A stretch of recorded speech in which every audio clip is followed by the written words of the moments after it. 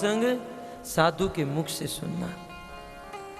और भक्तों, ऐसे साधु की संगति हो गई, ऐसे साधु का हमने शरण ग्रहण कर ली तो जीते जी हम मुक्त बन जाएंगे, भगवान की प्राप्ति हो जाएगी। इसलिए साधु की संगति करें।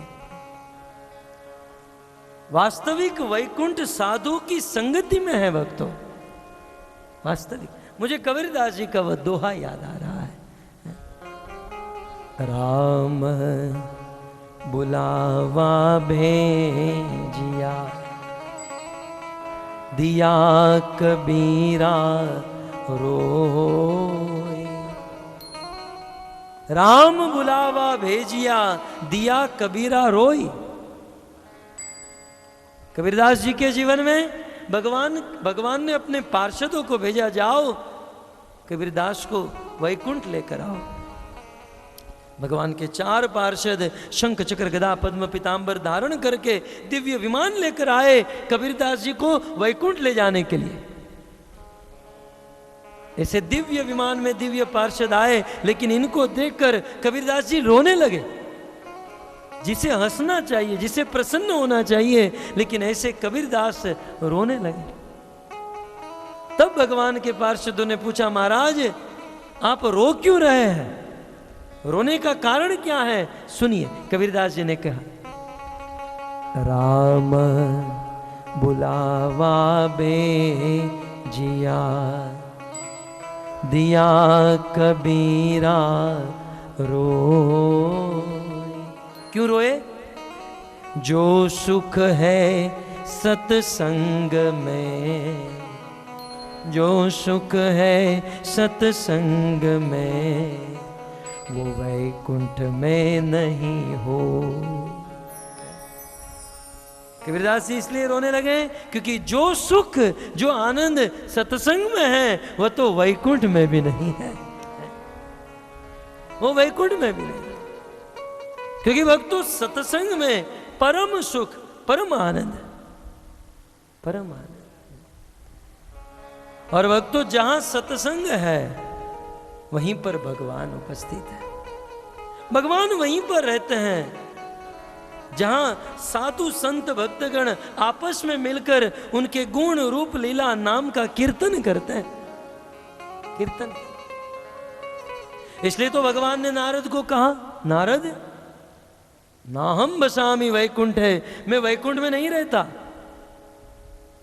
तब नारद जी ने कहा, तो योगियों के हृदय में रहते होंगे, क्योंकि बहुत मेहनत करते हैं, सिर नीचे पांव ऊपर, कपालभाति भस्ती का अनुलोम विलोम, बड़ा पेट को हिलाते हैं, घुमाते हैं, योगियों के हृदय में रहते होंगे। तब भगवान विष्णु ने कहा, योगी नाम हृदयेषु वा, योगियों के हृदय में भी नहीं। तो प्रभु आप कहाँ रहते हैं?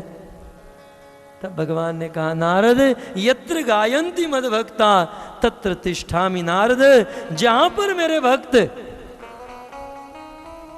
जहां मेरे भक्त फुकेट की जिस गली में बैठकर मेरे नाम का कीर्तन करते हैं, वहां पर मैं प्रकट हो जाता हूं। इसलिए 5 मिनट के लिए भाव से खड़े होकर हरे कृष्णा कृष्णा कृष्णा हरे हरे, हरे राम राम राम राम हरे हरे।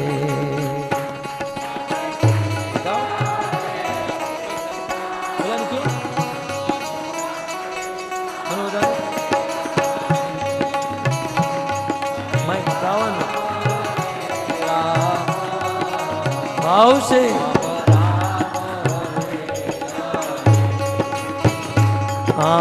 हरे कृष्णा कृष्णा हरे हरे, हरे राम राम राम हरे हरे।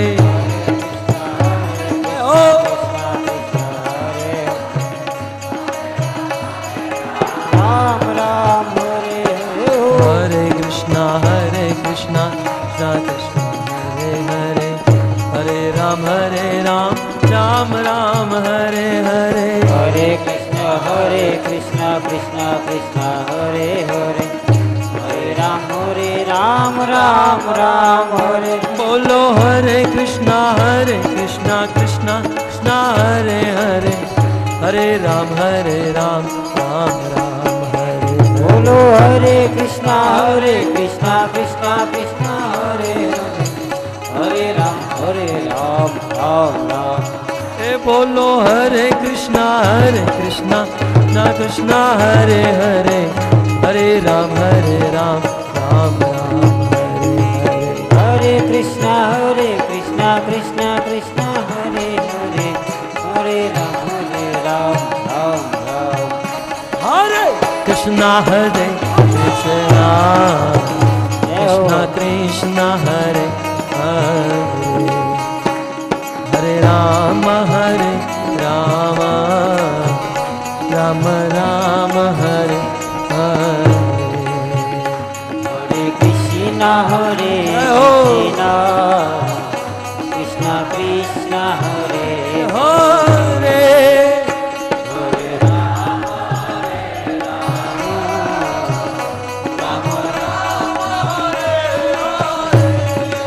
सुना है आपके थाईलैंड में तो बहुत अच्छा नाचते हैं।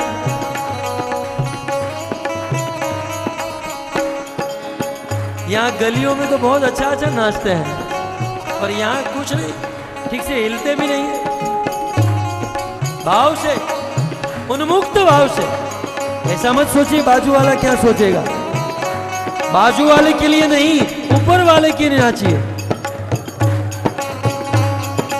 आना मदन गोपाल हमारे हरि कीर्तन में, ये आना मदन गोपाल हमारे हरि कीर्तन में। कीर्तन में हरि कीर्तन में, कीर्तन में हरि कीर्तन में। कीर्तन में हरि कीर्तन में, कीर्तन में हरि कीर्तन में। भक्तों का मान बढ़ाना हमारे हरि कीर्तन में, भक्तों का मान बढ़ाना हमारे हरि कीर्तन में।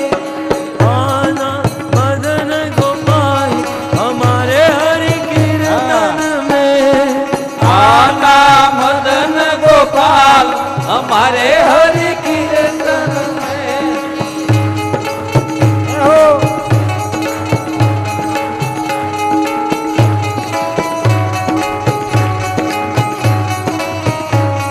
जय हो राधे।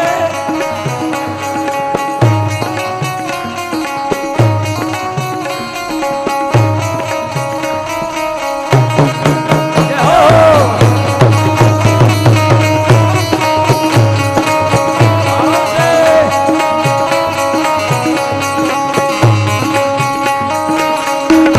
पधारे काज सुधारे, आप पधारे जय हो।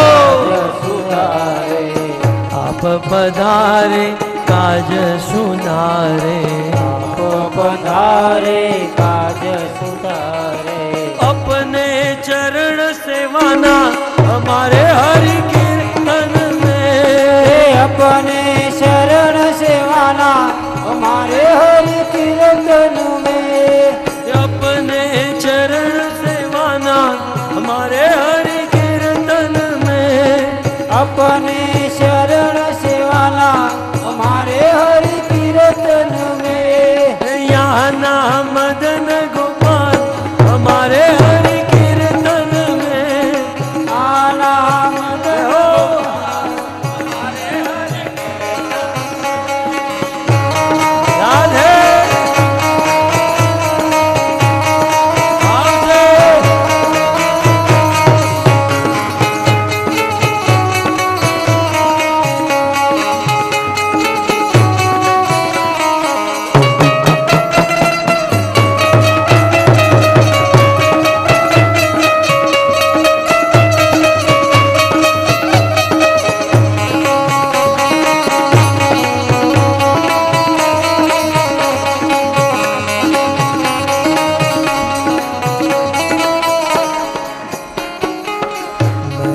प्यासे तुम्हारे तुम्हारे दर्शन के, ना प्यासे तुम्हारे दर्शन के, ना प्यासे तुम्हारे दर्शन के, ना प्यासे तुम्हारे दर्शन के। इनकी प्यास बुझाना हमारे हरि कीर्तन में, इनकी प्यास बुझाना हमारे हरि कीर्तन में, इनकी प्यास बुझाना हमारे हरि कीर्तन में, इनकी प्यास बुझाना हमारे हरि कीर्तन में। यहाँ ना मदन गोपाल हमारे हरि कीर्तन में, मदन गोपाल जय हो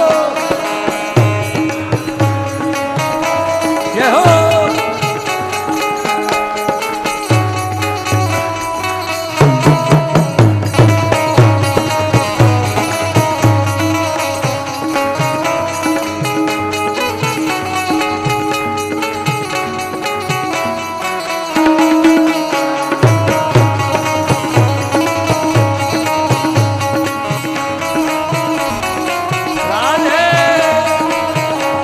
भाव से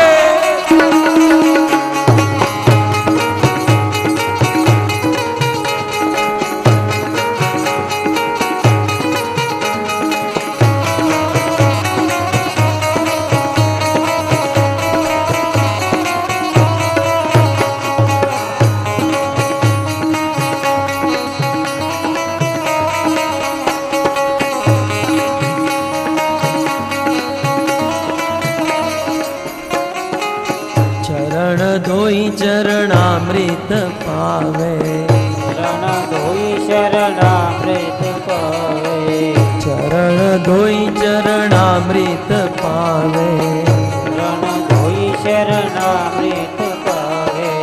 बेड़ा पार लगाना हमारे हरि कीर्तन में, बेड़ा पार लगाना हमारे हरि कीर्तन में, बेड़ा पार लगाना हमारे हरि कीर्तन में, बेड़ा पार लगाना हमारे हरि कीर्तन में। यहाँ ना मदन गोपाल हमारे हरि कीर्तन में, आना मदन गोपाल गोविंद बोलो हरि गोपाल, गोविंद बोलो हरि गोविंद बोलो हरि गोपाल,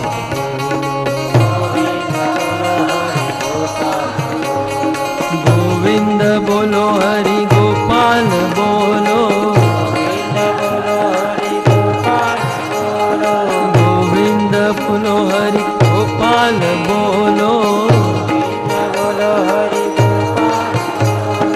गोविंद बोलो गोपाल बोलो,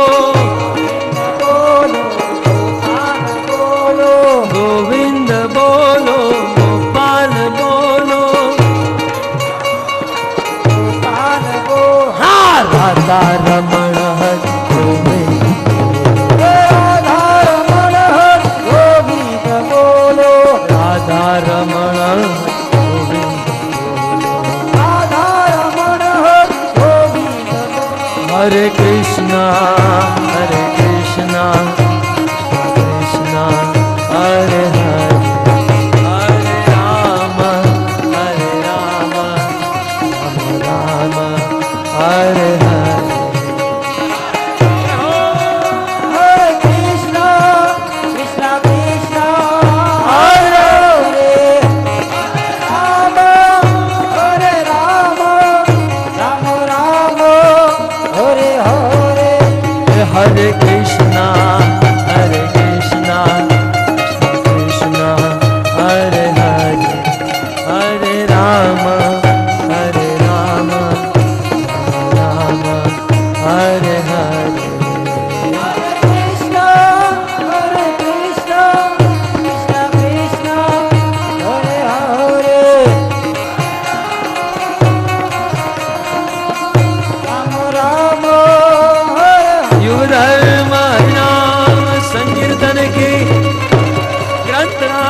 भागवतम महापुराण की जय श्रील प्रभुपाद की जय मस्य ह्यपवर्गस्य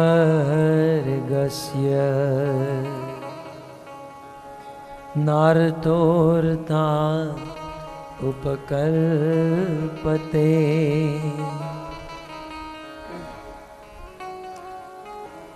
धर्मस्य अपवर्गस्य। धर्म का प्रयोजन अपवर्ग की प्राप्ति करना है। अपवर्ग का अर्थ है, एक अर्थ में अपवर्ग माने भक्ति, और भक्ति मिलती है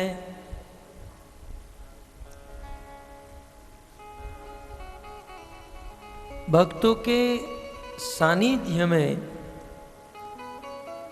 क्योंकि साक्षात भक्त ही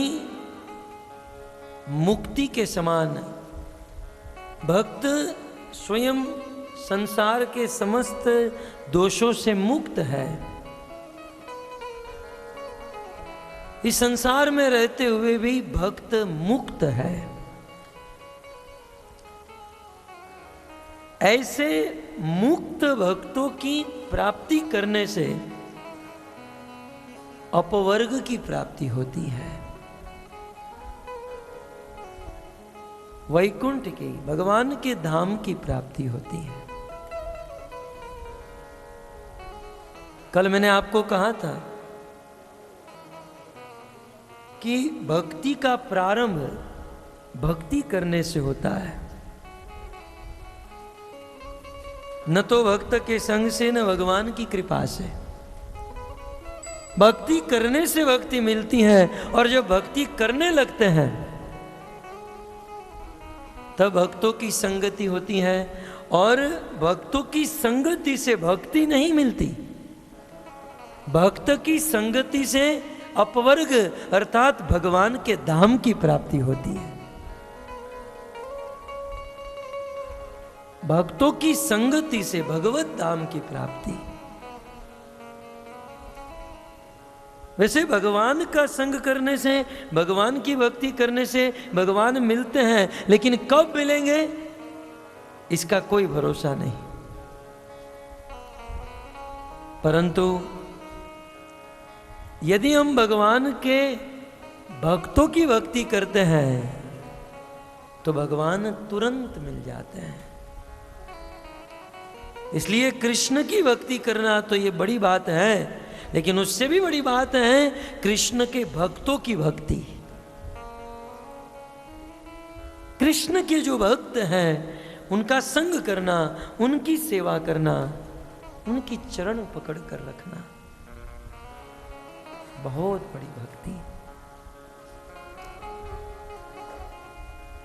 महाराज परीक्षित ने सुखदेव गोस्वामी का आश्रय लिया तो उनको भगवान मिल गए। शबरी ने मातंग ऋषि का आश्रय लिया, मातंग ऋषि को तो मरना पड़ा भक्तों। मातंग ऋषि को तो मरने के बाद भगवान मिले, लेकिन शबरी ने महात्मा की सेवा की थी, और अतः जीते जी साक्षात भगवान उनके घर पर आ गए। साक्षात भगवान उनके घर पर। श्रील प्रभुपाद ने कहा, भगवान को खोजने का प्रयास मत करो, अपना स्थान मत बदलो, अपनी स्थिति मत बदलो। कई बार कुछ लोग बहुत भटकते हैं, यहां जाऊंगा वहां जाऊंगा, ये तीर्थ वो तीर्थ। शास्त्र कहता है, प्रभुपाद कहते हैं कि भगवान को खोजने की जरूरत नहीं है, भटकने की जरूरत नहीं है। जीवन में ऐसा कार्य करे कि भगवान खोजते खोजते आपके थाईलैंड फुकेट में आकर आपको दर्शन दे दे। जरूरी नहीं भगवान वृंदावन में ही मिलते हैं, जरूरी नहीं भगवान भारत में ही मिलते हैं, भगवान यहीं पर भी मिलेंगे। जीवन में ऐसा कार्य करें कि भगवान मचल जाए हमारे पास आने के लिए। भगवान तड़प जाए हमारे पास आने के लिए, जीवन में ऐसा कार्य करे। भागवत के 8वें स्कंद में गजेंद्र की कथा है। गजेंद्र एक बहुत बड़ा हाथी था। भागवत में हाथी की कथा बताई गई और इस हाथी की कथा से एक मानव समाज को बहुत बड़ी सीख, एक बहुत बड़ा उपदेश सुखदेव गोस्वामी ने दिया।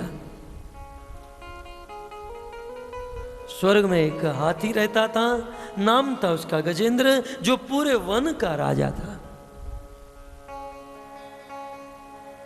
बड़े बड़े खूंखार शेर, चीते, भालू इस गजेंद्र से भयभीत होते थे। गजेंद्र जब अपने घर से निकलता तो ये बड़े बड़े खूंखार पशु अपनी अपनी गुफाओं में जाकर छिप जाते। हिरण, खरगोश आदि निश्चिंत होकर विचरण करते, निश्चिंत होकर।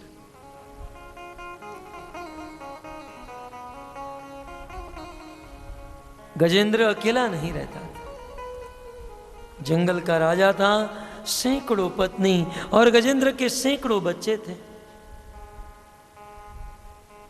एक दिन गजेंद्र अपने घर से अपनी अनेकों पत्नी और बच्चों के साथ विचरण करने के लिए निकल पड़ा। सुखदेव जी ने वर्णन किया, गजेंद्र जब निकला तो सैकड़ों पत्नी बच्चों के साथ जा रहा था। गजेंद्र जब दौड़ रहा था तो यह धरती कांप रही थी। बड़े बड़े वृक्ष, उस जंगल के मार्ग से, झाड़ियों के मार्ग से गजेंद्र चलता था। उस वृक्ष को उखाड़ते हुए, बड़े बड़े वृक्ष को रौंदते हुए, बिल्कुल वन को उस हाईवे बनाते हुए वन में प्रवेश किया। दिन भर पत्नी बच्चों के साथ विचरण किया। त्रिकुट नाम का पर्वत है स्वर्ग में, जिनकी 3 शिखा है। सूर्य का प्रकाश त्रिकुट पर्वत पर, उनका रिफ्लेक्शन भूमि पर। ग्रीष्म ऋतु का सूर्य तप्त, भूमि तप्त। गजेंद्र, उनके बच्चे, उनकी पत्नी, इन सबको प्यास लगी। सभी पत्नी और बच्चों को लेकर गजेंद्र एक सुंदर सरोवर के पास पहुंचा। पत्नी बच्चों को वहीं पर रखा और गजेंद्र वहां से उतरा। सुखदेव गोस्वामी इस प्रसंग से में बार बार याद करा रहे हैं, यथागृही। आप यह मत समझो कि ये एक हाथी की कथा, ये मात्र गजेंद्र की नहीं, ये हम सब की कथा, हम सब की व्यथा है। कहीं घूमने के लिए, पिकनिक के लिए पत्नी बच्चों के साथ जाते हैं और उनको प्यास लगी है, उनको बस में बैठे रहने देते हैं, हम नीचे उतरते हैं, पानी लेकर, वेफर्स इत्यादि लेकर हम आते हैं। यथागृही गजेंद्र सरोवर में उतरा है और अपनी सूंड में जल लेकर स्वयं पानी पिया, अपने बच्चों को पिलाया, पत्नियों को पिलाया। सुखदेव गोस्वामी ने कहा कि अब तक तो ठीक था, लेकिन अब जो गजेंद्र ने किया, ये थोड़ी सी गलती हो गई। भक्तों, हमारे जीवन में भी हम भी कहीं ना कहीं किसी हद तक गजेंद्र जैसे हैं। कुछ लोग छोटे, स्मॉल साइज के गजेंद्र हैं, कुछ लोग मीडियम साइज के, और कुछ लोग गजेंद्र के बाप। गजेंद्र भी उनके सामने छोटा है। हम सब लोग घर गृहस्थी में ऐसे फंसे हैं जैसे गजेंद्र। ध्यान से सुनिएगा। गजेंद्र पत्नी बच्चों को जल पिलाया, यहां तक तो ठीक था, एक गृहस्थी का कर्तव्य है, सबका भरण पोषण करे। लेकिन अब गजेंद्र अपने बच्चों के साथ खेलने लगा। सरोवर का जल उठा उठा कर अपने बच्चों, हजारों बच्चों के बच्चे नाचने लगे, जैसे आप लोग वाटर पार्क में नाचते हैं। कुछ जल के छींटे गजेंद्र की पत्नियों के ऊपर उड़े, वो भी शर्मा गया। जी ये क्या कर रहे हैं आप? उनको भी थोड़ी लज्जा आ गई। तब गजेंद्र का उत्साह और बढ़ा, मैं भी आखिर इन सब का पति हूं। तो गजेंद्र अपनी पत्नियों के साथ भी खेलने लगा। अभी भी ठीक था कि भाई बच्चों के साथ, पत्नी के साथ कुछ देर हंसी मजाक मौज मस्ती, कुछ देर। देखिए जीवन में सब कुछ होना चाहिए लेकिन मर्यादा में। ये जो अति शब्द है, चाणक्य पंडित ने कहा, ये जीवन का पतन कर देता है। अति रूपातिता सीता, अति गर्वेण रावण, अति दानाद बलिबंधो, अति सर्वत्र वर्जयेत। गजेंद्र पत्नी बच्चों के साथ खेलने लगा, लेकिन अब खेलते खेलते खेलते गजेंद्र को यह ज्ञान नहीं रहा कि मेरी मौत मस्तक पर मंडरा रही है। गजेंद्र का काल उस सरोवर में छिपा हुआ था, नहीं पहचान पाया। इतना उत्पात, वो मगरमच्छ बाहर आया और गजेंद्र के पांव को पकड़ लिया।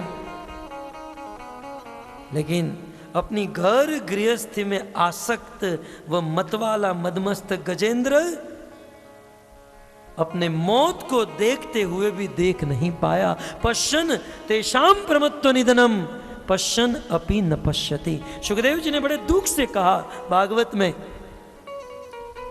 अपनी घर गृहस्थी के कार्यों में फंसा हुआ आदमी इतना मतवाला बन जाता है, इतना मदमस्त बन जाता है कि मौत को, आई हुई मौत को देखते हुए भी देख नहीं पाता है। इसे कहते हैं पश्यन् अपि न पश्यति। कसाई खाने में 10 बकरे बांधे होते दुकान में। जब ग्राहक आते हैं तो एक बकरे को पीछे लेकर जाते हैं, उसे काट कर फाड़ कर टांग देते हैं, फिर उसके मांस को तोल कर बेचते हैं। कुछ ग्राहकी बढ़ती है, दूसरे बकरे को पीछे लेकर जाते हैं, ग्राहकी और बड़ी, तीसरा बकरा, चौथा बकरा। 10 बकरे बंधे हुए थे और वहां पर घास डाल दिया, बकरे घास खा रहे हैं। और उनमें से 4 बकरे को पीछे लेकर काट कर टांग दिया, लेकिन जो 6 बकरे बचे हैं वो एक बार भी नहीं सोचते हैं कि अब हमारी बारी है। अभी अभी ये चारों हमारे साथ यहां खड़े खड़े भोजन कर रहे थे, घास खा रहे थे, लेकिन ये सब लोग अब हमारी बारी है, एक बार भी नहीं सोचते हैं। सत्य कहे तो उस बकरों जैसी हालत हमारी और आपकी है। हमारी हालत उस बकरे जैसी। हमसे बड़े मर गए, हमसे छोटे मर गए, आजू बाजू वाले मर गए, और मर गए बहुत सुंदर फोटो बनाकर फ्रेम टांगते हैं, हार चढ़ाते हैं। लेकिन इतनी सी बुद्धि नहीं कि अब इस फोटो के बाजू में हमारा ही फोटो लगने वाला है, अब हमारा टंगने वाला है। इसे कहते हैं पश्यन् अपि न पश्यति, देखते हुए भी नहीं देखता। भक्तो, बुद्धिमान व्यक्ति समय की गति को पहचान लेता है। आयुष्य क्षण एकोपि न लभ्य स्वर्ण कोटि भी। जीवन में बीता हुआ समय करोड़ों करोड़ों सोने की मुद्रिका देकर भी वापस नहीं आएगा।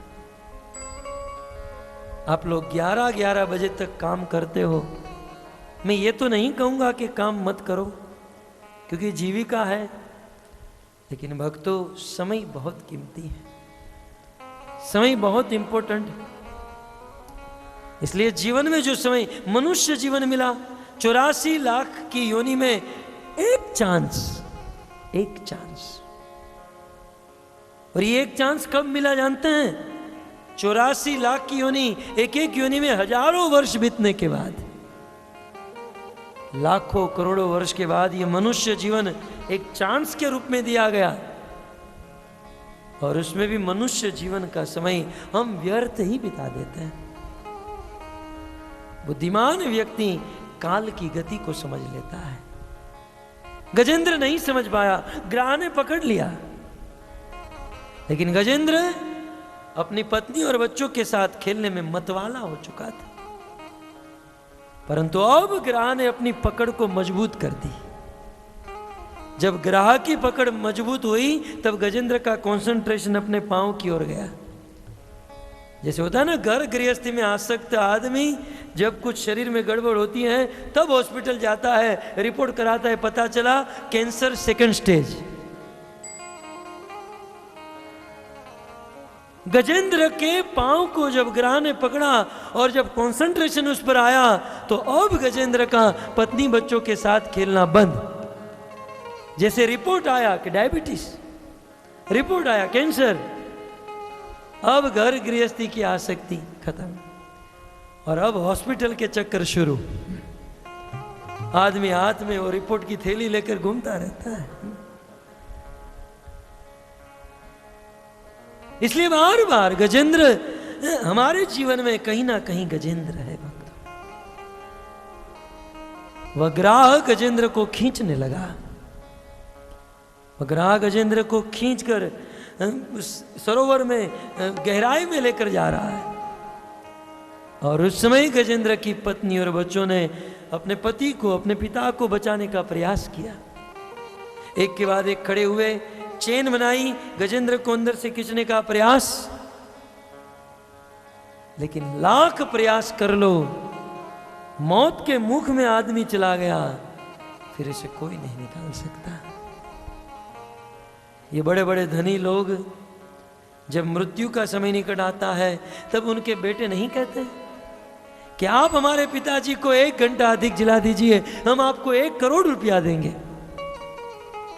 1 करोड़ रुपया देंगे। मरते समय 1 घंटा अधिक जिलाने के लिए 1-1 करोड़ रुपया देने के लिए तैयार हैं, लेकिन जीते जी 1-1 घंटे करोड़ रुपए के बीत रहे हैं, ये हमको ज्ञात नहीं रहता। ये जीवन का समय बहुत कीमती है भक्तों, इसे व्यर्थ ही नहीं गवाएं। जीवन में हमारी पत्नी, बच्चों से, समाज से, दुनिया से कितना हूं प्रेम करो, परंतु जब मृत्यु का समय होगा ये हमारी रक्षा नहीं कर पाएंगे, ये हमें बचा नहीं पाएंगे। अरे हमारे प्रेमी व्यक्ति को 104 डिग्री का बुखार है, 1 डिग्री भी हम उनका नहीं ले सकते हैं, मृत्यु से बचाने की बात तो बहुत दूर है। गजेंद्र मरने ही जा रहा था तब तक तो सुखदेव जी ने ऐलान किया, एवं व्यवस्थित बुद्धि समाधाय मनोरिधि जजाप परमम जाप्य प्राक जन्म अनुशिक्षितम। मरते समय गजेंद्र को पूर्व जन्म में याद किया हुआ स्त्रोत उनके जीवा पर, मुख पर आ गया। मात्र मस्तक बचा था, 1 घड़ी बाकी थी गजेंद्र को मरने की, परंतु मरते समय गजेंद्र को भगवान की याद आई, भगवान की याद आई और पुकारा भगवान को, हे गोविंद हे गोपाल अब तो जीवन हारे।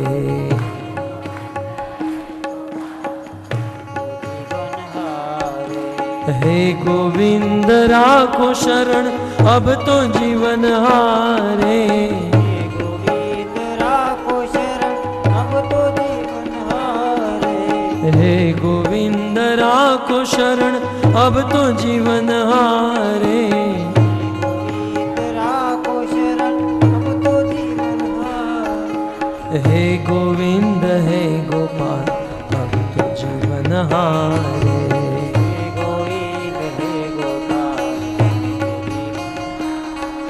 नीर पीवन है तू गयो सिंधु के किनारे। नीर पीवन है तू गयो सिंधु के किनारे। नीर पीवन है तू गयो सिंधु के किनारे।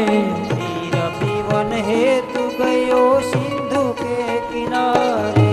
नीर पीवन है तू गयो सिंधु के किनारे।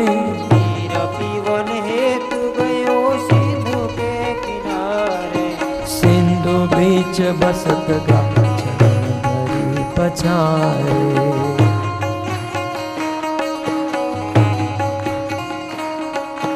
चार प्रहर युद्ध भयो लई गयो मजदारे। चार प्रहर युद्ध भयो लई गयो मजदारे। चार प्रहर युद्ध भयो लई गयो मजदारे। चार प्रहर युद्ध गयो लई गयो मजदारे। नाक कान डूबन लागे कृष्ण को पुकारे। नाक कान डूबन लागे कृष्ण को पुकारे। नाक कान डूबन लागे कृष्ण को पुकारे।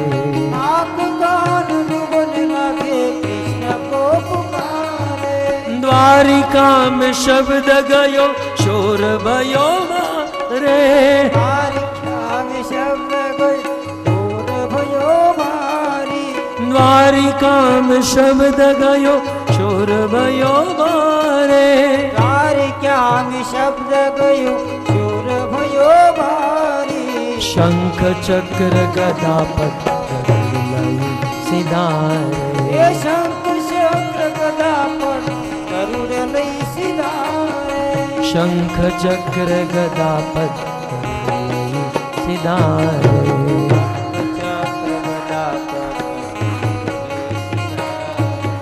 मरते समय गजेंद्र ने भगवान को पुकारा, हे गोविंद, हे गोपाल, मेरी रक्षा करे। कई बार हमारे मन में संशय होता है, हम यहाँ पर भगवान का नाम लेते हैं, क्या भगवान हमारा नाम सुनते होंगे? सूरदास जी लिखते हैं कि जिस समय गजेंद्र ने भगवान को पुकारा, गजेंद्र के मुख से निकला हुआ नाद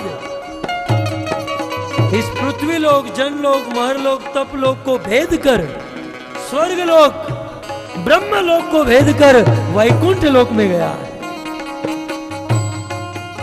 गजेंद्र के शब्द वैकुंठ में गए और भगवान के कान में पड़े। भगवान ने सुना, हे गोविंद, हे गोपाल, जीवन हारे। हे गोविंद, हे गोपाल, अब तो जीवन हारे। हे गोविंद, हे गोपाल, अब तो जीवन हारे। हे गोविंद, हे गोपाल, अब तो जीवन हारे। भगवान वैकुंठ में है और वैकुंठ में भगवान के कान में गजेंद्र के शब्द। भगवान सोने के सिंहासन पर बैठे थे, कूद गए। भगवान दौड़ने लगे, पीतांबर छूट गया। लक्ष्मी जी ने कहा, प्रभु कहां जा रहे हैं? लेकिन आज अपने भक्त की रक्षा करने के लिए भगवान को, पत्नी को जवाब देने का समय नहीं। भगवान गजेंद्र की रक्षा करने के लिए वैकुंठ से कूद गए। कर सर पर सधारी अमर, कर परवर धर मेल करे। हर सुर यवर यपर यतियन कर, नटवर मन हर भैर, मन हर मटक लटक तट मुकट मुकट शिर सावर नमे।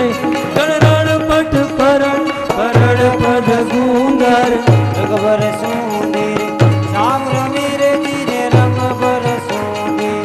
श्याम मेरे गिरे रंगबर सुंदर। श्याम में भगवान श्री विष्णु गजेंद्र की रक्षा करने के लिए वैकुंठ से कूद गए और उसी समय भगवान का पार्षद गरुड़, प्रभु आप मेरी पीठ पर बैठिए, मैं आपको तुरंत पहुंचा दूंगा। भगवान विष्णु गरुड़ ध्वज गरुड़ के ऊपर बैठे और गरुड़ जी अपनी पंख हिलाकर गजेंद्र के पास जा रहे हैं। लेकिन आज अपने भक्त की रक्षा करने के लिए भगवान गरुड़ को कह रहे, गरुड़ जल्दी करो। आज भगवान को गरुड़ की गति भी मंद लगने लगी।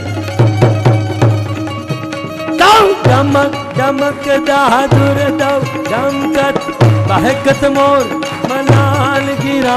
तव पियु पियु शब्द पुकारत जागा, युगो किल कंठ गिरा। तव गड़ड़ गड़ड़ नव हो गड़ातन गड़ड़ गिरिवर शिखर धर। गड़ड़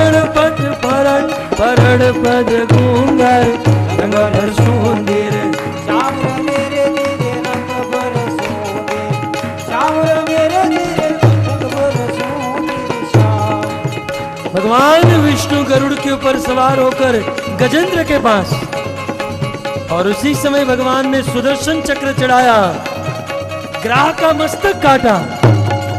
ग्राह गंधर्व रूप धारण करके भगवान के धाम में, और गजेंद्र को भगवान गरुड़ के ऊपर बिठाए और सब देह वैकुंठ में लेकर चले गए। बोले श्री कृष्णचंद्र भगवान की जय, गजेंद्र मोक्ष उद्धार की जय।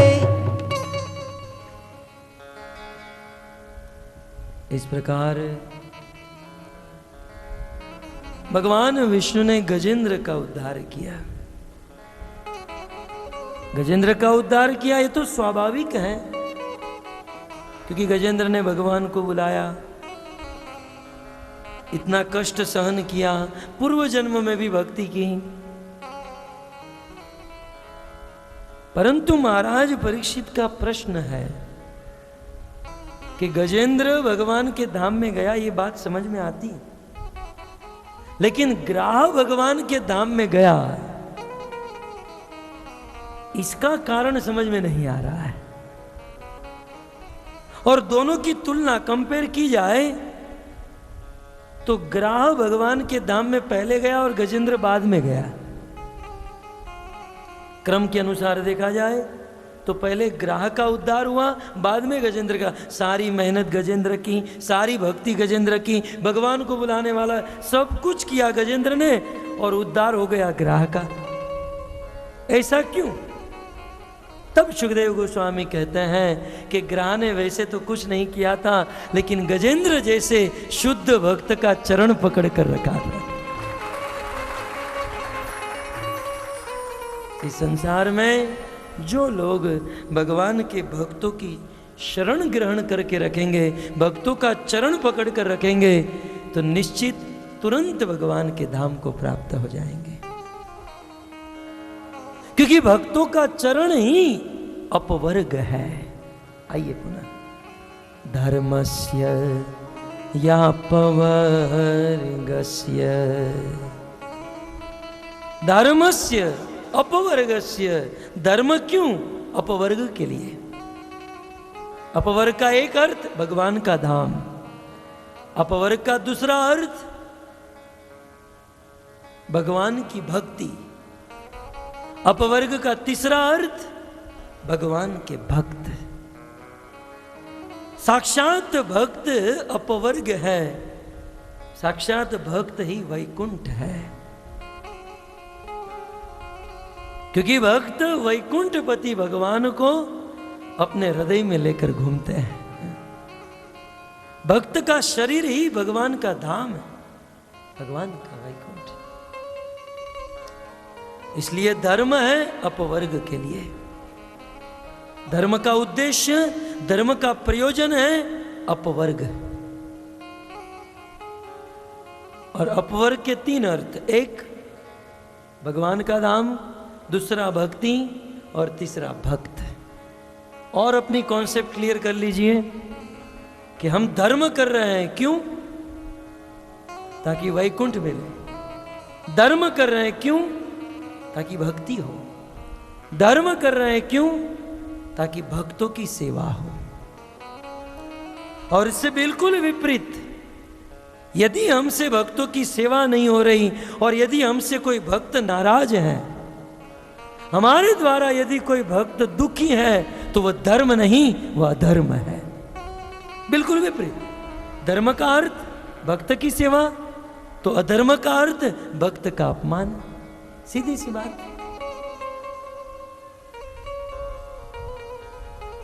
इस संसार में भक्तों का अपमान करने जैसा अन्य कोई अपराध नहीं है। अतः भक्तों का अपराध कभी भी ना हो, ये ध्यान रखें। आइए, धर्म है अपवर्ग के लिए, और साथ ही साथ कहते हैं नारथोरता उपकल्पते।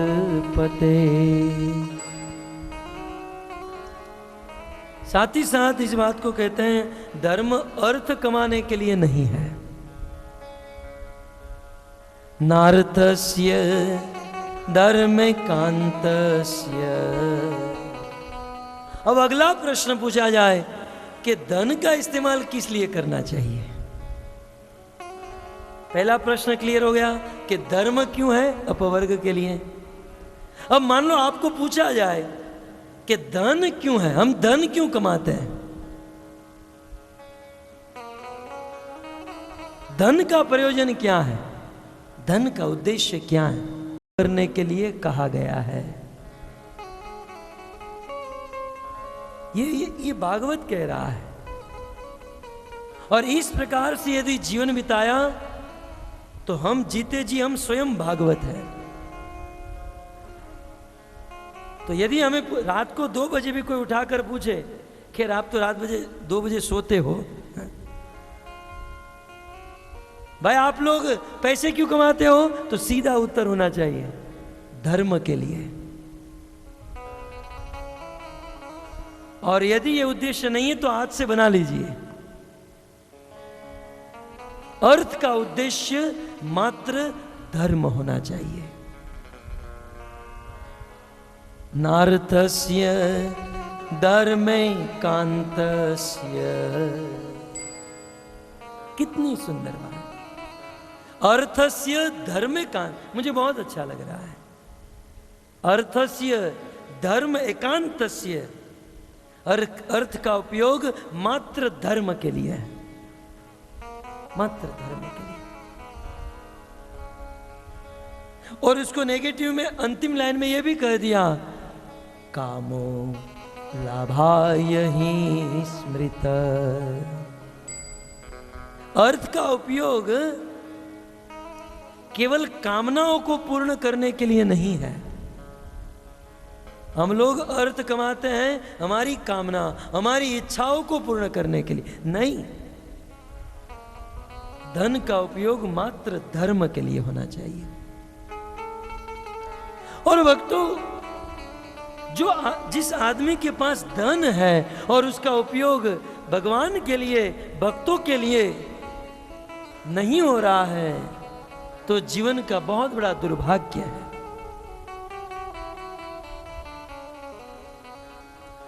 इस संसार में उस व्यक्ति को धनवान कह सकते हैं जो धन का इस्तेमाल भगवत भक्ति में या धर्म के लिए कर रहा है, उसका इस्तेमाल कर रहा है। धनवान माने जो धन का दूसरों के लिए इस्तेमाल करे। भक्तों, जल, पानी एक बहुत छोटा तत्व है, फ्री में मिलता है। आपके यहां तो इतना बड़ा समंदर है।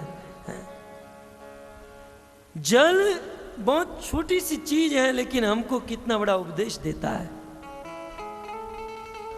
बारिश की मौसम है और पानी बह रहा है, और बहते हुए पानी के मार्ग में यदि कोई खड्डा आ जाए तो वह पानी खड्डे को भरकर ही आगे बढ़ेगा। हमारा जीवन बह रहा है, जीवन जा रहा है, और कहीं हमें खड्डा दिखे, खड्डा माने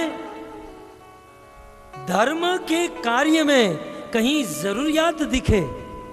भागवत कथा हो रही है, धन की आवश्यकता है, मंदिर बन रहा है, धन की आवश्यकता है, धर्म हो रहा है, धन की आवश्यकता है। तो उस आवश्यकता में जैसे पानी बह रहा हो और बहते हुए पानी में खड्डा दिखे तो वह खड्डा भर के ही आगे बढ़ता है। सच्चा मनुष्य वह है जिसके धर्म के मार्ग में खड्डे दिखे तो अपना धन उस धर्म में इस्तेमाल करके ही आगे बढ़े।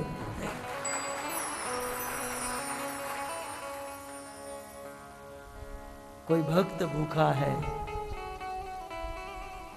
किसी मंदिर में ठाकुर जी के लिए, भगवान के लिए सेवा की कमी है, और उस समय योग्यता होते हुए भी यदि हम धन ना दें तो भक्तों, ये सच कहें तो ये हमारा हार्ट अटैक है। हार्ट अटैक का अर्थ यही नहीं कि बस ये दिल ऐसे ऐसे करना बंद हो जाए। हार्ट अटैक का अर्थ यह है कि हमारा हार्ट काम करना बंद हो जाए। इसका अर्थ ये हमारे पास धन है, धर्म का कार्य है, दिख रहा है कि यहाँ जरूरत है, अच्छे मार्ग पर धन लग रहा है, और फिर भी हमारे हृदय में देने की भावना न हो तो समझो हमारा हार्ट फेल है, हमारा हृदय फेल है। इसलिए भक्तों, अपने दिल को जीवित रखो। और आप ऐसा मत समझो कि हम धन दे देंगे तो हमारा धन खाली हो जाएगा। ईश्वर के कार्य में धन जितना लगता है वो धन बढ़ता है, हमारा धन शुद्ध हो जाता है। और आखिर धन कमाते हैं क्यों? धर्म के लिए। बहुत सुंदर शब्द है, अर्थस्य धर्मकांतस्य। अर्थ तो मात्र धर्म करने के लिए है। भगवान की आप पर कृपा हो और भक्तों आपके पास यदि धन हो तो इस धन को धर्म के मार्ग में इस्तेमाल कीजिएगा। धर्म के मार्ग पर इस्तेमाल किया हुआ धन आपको सदा सदा के लिए अमर बना देता है, आपकी कीर्ति अमर बना देता है। आप इतना ही समझिए, इन कागज की नोट से आप क्या खरीद सकते हो? संसार की कोई साधारण वस्तु जो नाशवंत है। लेकिन यही कागज की नोट यदि धर्म में लगा दी तो लक्ष्मीपति, लक्ष्मी के नाथ साक्षात भगवान को हम खरीद सकते हैं। धर्म में लगा दी। अतः अर्थ जो है धर्म के लिए। और भक्तों, साथ ही साथ अर्थ जो है काम के लिए। आगे अगले श्लोक में कहते हैं, कामस्य नेन्द्रियः प्रीति। कामनाओं का फल इंद्रियों की तृप्ति नहीं है। हमारे जीवन में अनेकों प्रकार की कामना होती हैं। कामना माने विषय भोग। संसार का मनुष्य कभी कभी विषय भोग कर लेता है,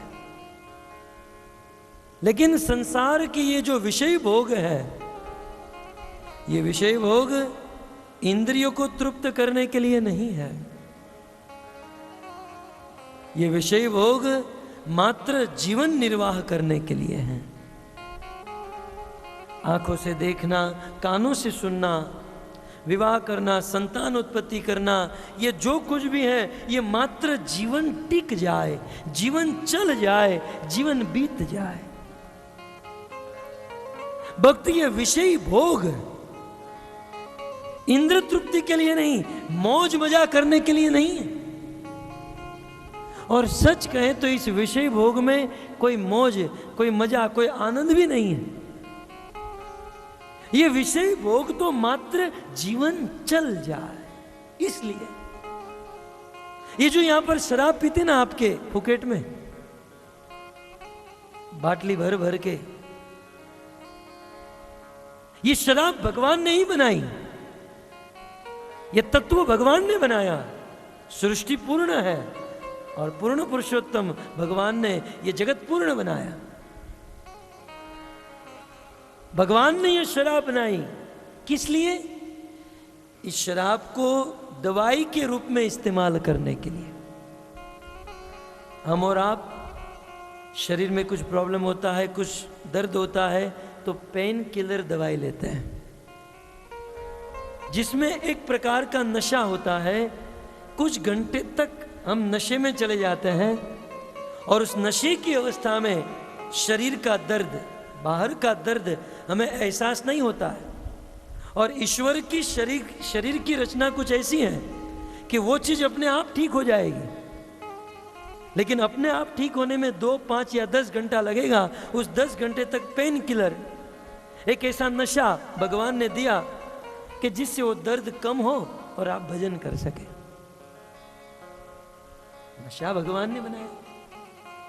उस मात्रा में, उस समय में उतना लेने से इसका अर्थ नहीं कि आप लोग शराब पीना शुरू कर दो। लेकिन ये बनाया गया जीवन चलाने के लिए। क्या लिखा है? कामस्य नेन्द्रिय पीति लाभो जीवेत यावता, यावत जीवेत, जीवन जीने के लिए ये बनाया गया है। लेकिन ये लोग ने तो इसी को जीवन बना लिया है। मेरी बात समझ में आ रही ना? ये जीवन नहीं है, शराब जीवन नहीं है। जीवेत यावता। एक बार एक गांव था और गांव का एक छोटा मोटा व्यापारी आदमी, दुकानदार, और बहुत ठंड, जाड़े का दिन था, बहुत ठंड हो रही थी, तो उनको सर्दी लग गई, जुकाम हो गया। और गांव का मालिक उस दुकान में गया, देखा कि उसे सर्दी हो गई है, बार बार खांस रहा है। तब उस क्षत्रिय, उस राजा ने कहा कि आप तो व्यापारी आदमी और आप लोग हमारी बात मानेंगे नहीं, लेकिन यदि एक बाटली दवाई समझकर पी लो तो आपका ठीक हो जाएगा। उसने कहा, महाराज आप ऐसी बात मत कीजिए, हमारी 21 पीढ़ी में कभी शराब को किसी ने हाथ नहीं लगाया, चाहे कुछ भी हो जाए, चाहे मर जाए, लेकिन शराब तो हम छू भी नहीं सकते। तब वो चला गया। 1 दिन, 2 दिन, 3 दिन, 10 दिन बीता, लेकिन फिर भी इसकी खांसी, इसकी उधरस, इसकी सर्दी मिटी नहीं। तब ये बिल्कुल परेशान होकर उस राजा के पास गया और कहा कि आप उस दिन कह रहे थे ना कि थोड़ी C P low, doctor brandy, क्या नाम है, थोड़ी सी पी लो दवाई समझकर। राजा ने कहा, मैं पहले ही कह रहा था, ये काम तुम्हें 10 दिन पहले करना था, जिस दिन मैं आया। आओ ये लो ग्लास, ये पी लो। वो ग्लास लेकर अपने घर पर जा रहा था। उसने कहा कि लेकिन ये सर्दी चली तो जाएगी ना? हृदय से पूछ रहा था कि ये शराब पीने से सर्दी चली जाएगी ना? तब उस राजा ने कहा, इस शराब को पीने से 10 करोड़ की मेरी प्रॉपर्टी चली गई, गांव में कई एकड़ भूमि चली गई, ये तेरी सर्दी किस खेत की मूली है?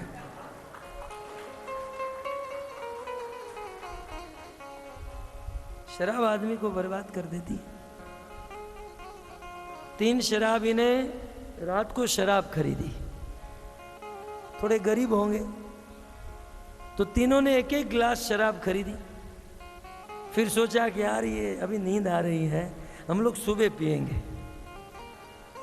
शराब को खुला छोड़ना ठीक नहीं है। एक बोतल लिया और शराब भर दिया। तीनों ने बांट लिया कि देखो ये बोतल है, नीचे का भाग तेरा, बीच वाला मेरा, ऊपर का तेरा, ठीक। तीनों सो गए। रात को एक आदमी उठा और पूरी शराब की बोतल पी गया। सुबह वो दोनों शराबी जगह, कहा अरे ये शराब की बोतल कौन पी गया? बोले मैं पी गया। बोले हमारा भाग तू क्यों पी गया? बोले मुझे तो मेरा ही पीना था, लेकिन तुम्हारे दोनों के भाग बीच में आ रहे थे।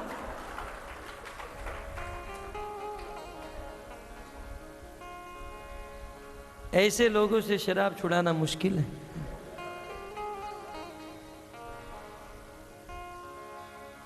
मैं ये कह रहा था कि इस संसार में ये जितने भी विषय भोग हैं, जो हमें लग रहे हैं कि ये विषय भोग जीवन चलाने के लिए है, इंद्र तृप्ति, मौज मारने के लिए नहीं है। तो मैं शराब का दृष्टांत दिया। ये नशीले पदार्थ ईश्वर के द्वारा बनाए गए, शरीर के दर्द को कुछ देर तक मिटाने के लिए, ताकि भजन कर सको। लेकिन लोगों ने इसी को इंद्रिय भोग, अपना सुख बना लिया। पुरुष और स्त्री का मिलन, और उस मिलन से, पुरुष और स्त्री का मिलन भगवान ने ये चीज बनाई क्यों? क्योंकि जीवन चलाने के लिए। लेकिन संसार के लोगों ने पुरुष और स्त्री के मिलन को ही विषय भोग, अपनी इंद्र तृप्ति समझ लिया, इसी को सुख समझ लिया। भक्ति ये सुख नहीं है, ये जीवन चलाने के लिए एक ऐसी क्रिया है, लेकिन उसी को लोग सुख समझ रहे। ये जीवन जीने के लिए, बिताने के लिए एक चीज है, लेकिन लोग इसी को अपना जीवन बना लिए। तो बहुत सुंदर कहते हैं, कामस्य नेन्द्रिय प्रीति लाभो जीवेत यावता। तो ये विषय भोग जो है, ये जीवन चलाने के लिए, जीवन टिक जाए। तो अब प्रश्न हो सकता है, जीवन क्यों मिला है? चलो, विषय भोग जीवन चलाने के लिए है, तो जीवन क्यों मिला है? तीसरी लाइन में, जीवस्य तत्व जिज्ञासा। मनुष्य जीवन क्यों मिला है? फुकेट में दुकान खोलकर 11-11 बजे तक काम करने के लिए?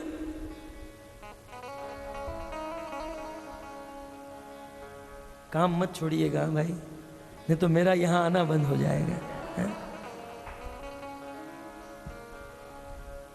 काम करो, लेकिन उसी के साथ जीवस्य, जीवन क्यों मिला है, ये कॉन्सेप्ट क्लियर होनी चाहिए। हम यहां पर क्यों आए, ये जीवन क्यों जी रहे हैं? जीवस्य तत्व जिज्ञासा, जीवन मिला है तत्व जिज्ञासा करने के लिए, ईश्वर के बारे में जानने के लिए, ईश्वर को समझने के लिए, भगवान को समझने के लिए जीवन मिला है।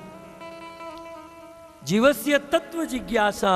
और इसी बात को नेगेटिव में कहते हैं, न अर्थ यच्छेह कर्म ही।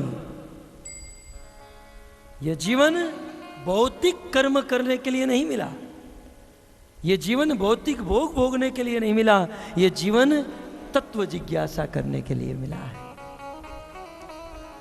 तो अब अगला प्रश्न यह हो सकता है कि तत्व की जिज्ञासा करने के लिए मनुष्य जीवन मिला है, तो वह तत्व कौन है?